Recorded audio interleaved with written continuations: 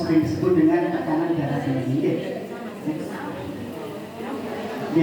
Dari penjelasan sendiri bisa diketahui hipertensi atau tekanan darah tinggi adalah suatu keadaan di mana tekanan darah sistolik itu di atas 140 dan tekanan darah diastolik itu di atas 90. Jadi yang sering kita lihat atau kita ketahui bahwasanya kalau kita cek kesehatan atau cek darahnya berapa ibu? 120/80 normal gitu. Yang kita tahu seperti itu ya. Nah, yang dikatakan hipertensi adalah tekanan darahnya itu adalah di atas 140 Bapak Ibu ya. Jadi kalau seandainya jenengan semua ini periksa terus didapatkan tekanan darahnya itu di atas 140, jadi bisa dikatakan jenengan mengalami hipertensi. Next. Nah, kemudian ada di sini terkait faktor resiko hipertensi. Nah, di sini ada resiko yang tidak bisa dimodifikasi dan juga ada yang bisa dimodifikasi Bapak Ibu sekalian. Oke, untuk yang bisa dimodifikasi terlebih dahulu saja, yaitu yang pertama adalah kegemukan. Di sini bisa dicek semuanya Bapak Ibu yang cukup gemuk, itu bisa menjadi faktor resiko mengalami hipertensi. Terus yang kedua itu adalah merokok. Jadi untuk Bapak kalau ibunya mungkin dari semua tidak ada yang merokok ya di sini. Nggak ada ya, cuma bapaknya yang merokok kebanyakan anak. Nggak ada juga ya. Nggak ada ini semuanya kayaknya. Ya, ada ya. Karena merokok sendiri merupakan faktor resiko Bapak seperti itu. Jadi kalau merokok dikurangi. Kemudian yang selanjutnya adalah kurang aktivitas fisik kayak tadi olahraga rutin. Nah itu penting untuk menjaga kebugaran atau kesehatan jasmani maupun rohani. Kemudian yang selanjutnya adalah diet tinggi lemak dan selanjutnya kemudian konsumsi garam berlebih. Di mana saat kita periksa biasanya dikatakan bahwasanya kalau kita darah tinggi itu disarankan untuk kurangi makan nasi. Biasanya gitu ya, karena garam merupakan salah satu faktor resiko yang bisa dimodifikasi dan juga beresiko kalau punya riwayat darah tinggi terus konsumsi garamnya berlebih itu bisa meningkatkan resiko mengalami hipertensi atau tekanan darah tinggi. Kemudian yang selanjutnya dislipidemia, kemudian konsumsi alkohol berlebih, yang terakhir adalah psikososial dan stres. Jadi yang banyak pikiran ditenangkan dulu biar kita darah tinggi. Karena yang kita ketahui maksudnya kalau sering marah, ini darah tinggi nih, jangan suka marah, dikontrol stresnya seperti itu ya. Jadi bisa harus pintar-pintar mengontrol stres seperti itu. Nah itu Nah kemudian yang tidak dapat dimodifikasi yaitu ada 3 jenis. Yang pertama yaitu adalah usia.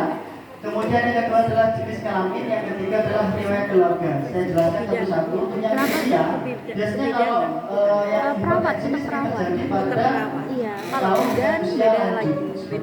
Yang paling berisiko itu adalah yang usia lanjut.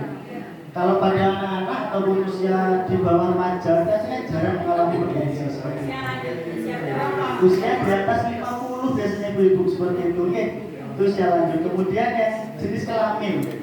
Jenis kelamin ini biasanya sering terjadi adalah pada perempuan, dimana karena di sini pada laki-laki kan biasanya mampu mengontrol stresnya. Tadi kan ada faktor risiko yang tidak ada yang bisa dimodifikasi. Di situ ada terkait psikososial dan stres, dimana pada ibu-ibu kan sering gitu ya, tidak mampu mengontrol stresnya atau marah-marah gitu. Jadi jenis kelamin itu juga beresiko. Jadi harus pindah di kontrol. Terus yang terakhir adalah riwayat keluarga ibu-ibu, bapak semua. Di sini kalau memang dari keturunan bapak-bapak ibu punya darah tinggi, darah tinggi seperti itu, jadi kita sebagai anaknya ataupun cucunya harus prihatin atau harus perhatian terhadap diri kita sendiri supaya tidak mengalami hipertensi seperti bapak atau mbak-mbaknya seperti itu. Jadi harus bisa dikontrol. Next. Nah kemudian di sini ada yang ketiga adalah pola makan atur pola makan untuk mencegah terjadinya hipertensi. Yang pertama adalah batasi konsumsi gula kurang dari 50 gram atau 4 sendok makan per hari. Kemudian yang kedua adalah batasi konsumsi garam ibu-ibu. Di sini kurang lebih 5 gram atau 1 sendok teh per hari. Kemudian yang ketiga itu adalah batasi daging berlemak dan minyak goreng. Kemudian selanjutnya adalah makan buah-buahan dan sayur-sayuran yang cukup. Sekarang kan kebetulan lagi mengkonsumsi buah-buahan, itu dikonsumsi karena itu cukup bagus untuk mencegah dari hipertensi seperti itu.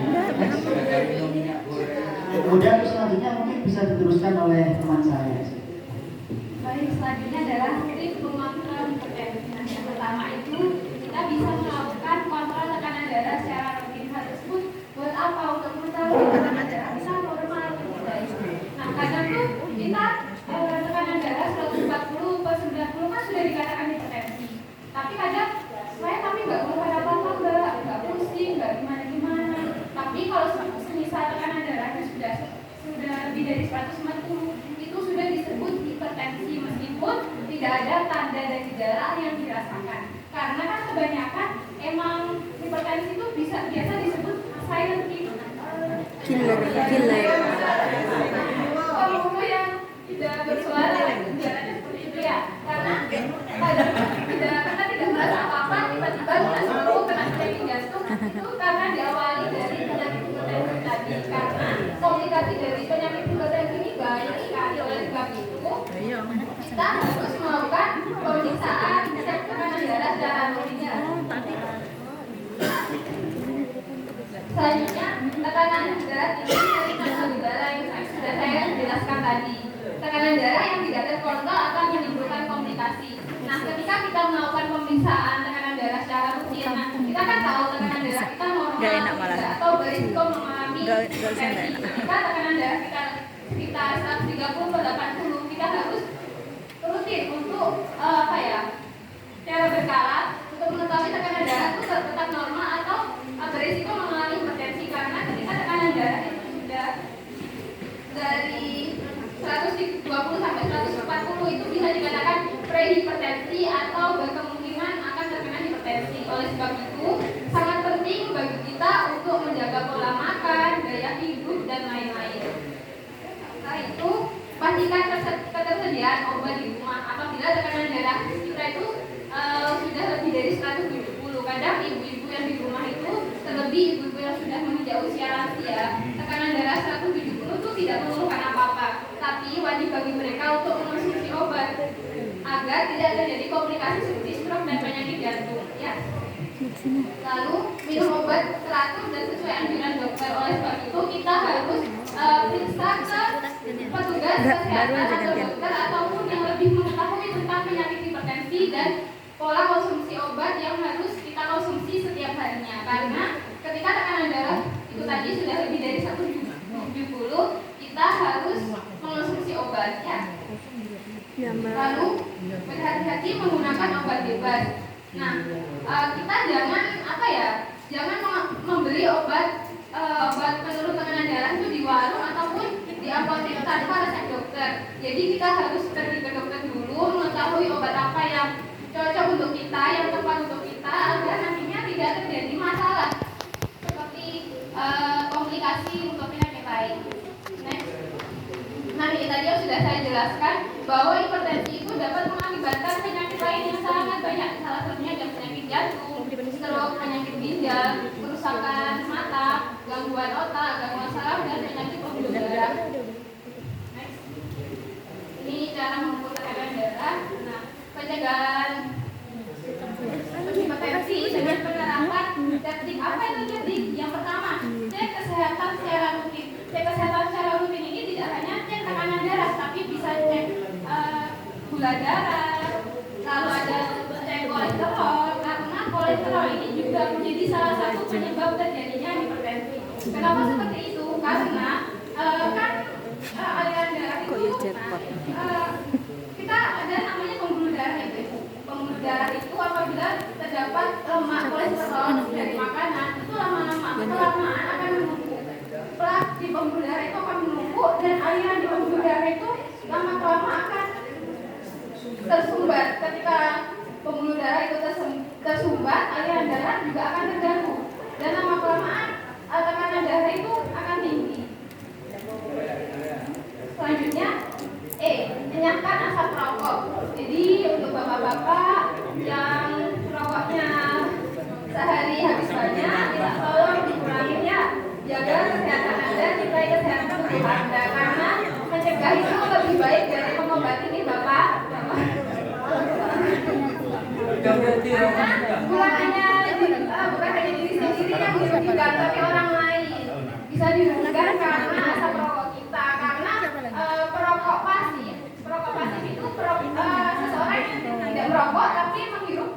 asap rokok. Itu biasa disebut perokok pasif, itu lebih berbahaya. Ale.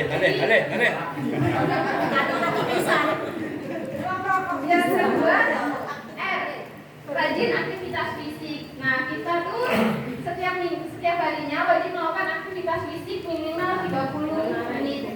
Oh ya lebih nambah-nambah. Itu sudah bisa disebut aktivitas fisik, Bu. Aktivitas fisik ringan dan berat. Aktivitas ringan ya seperti menyapu, jalan, itu biasa disebut aktivitas ringan. Kalau berat ya olahraga, senam, gitu. Ya. Oh iya. Yang selanjutnya diet seimbang. Diet seimbang ini kita harus konsumsi makanan yang sehat, banyak serat, buah, dan kurangi makanan yang berlemak ya Bu. Santan, gorengan, bakso, gulai, sate,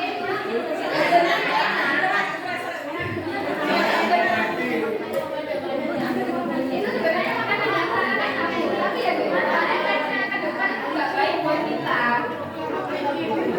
Karena lemak jahat itu sangat buruk untuk kesehatan kita.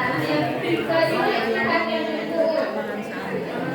Istirahat yang cukup ini agar tubuh kita tuh yang awalnya capek dapat beristirahat. Terlebih untuk ibu-ibu yang di sini ada bapak-bapak, yang bapak ibu yang biasanya suka begadang. Nah, itu nggak baik ya. Harus karena dalam sehari kita itu minimal istirahat 8 jam per hari. Nah, itu mungkin untuk pekerjaan yang berat bisa dikurangi. Selanjutnya kelola stres. Nah, terlebih ibu ya pasti banyak masalah dari anak, suami, pekerjaan. Nah, mungkin bisa cerita ke teman terdekat, suami, diri dengan cara main HP, berlibur. Nah, itu untuk dia tidak stres.